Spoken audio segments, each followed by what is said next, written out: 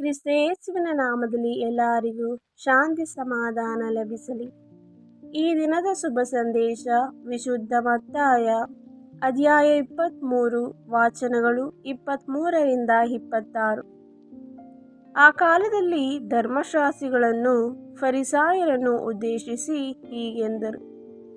ಕಪಟ ಧರ್ಮಶಾಸ್ತ್ರಿಗಳೇ, ಫರಿಸಾಯರೇ, ನಿಮಗೆ ಧಿಕ್ಕಾರ. ನೀವು ಪುದೀನ, ಸದಪ, ಜೀರಿಗೆ ಮುಂತಾದವುಗಳ ದಶಾಂಶವನ್ನು ದೇವರಿಗೆ ಸಲ್ಲಿಸುತ್ತೀರಿ.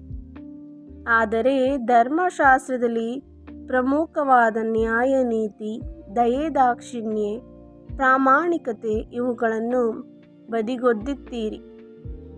ನೀವು ಅವುಗಳನ್ನು ಅಲಕ್ಷ್ಯ ಮಾಡಬೇಕೆಂದು ಅಲ್ಲ, ಆದರೆ ಇವುಗಳನ್ನು ಅನುಷ್ಠಾನಕ್ಕೆ ತರಲೇಬೇಕಿತ್ತು.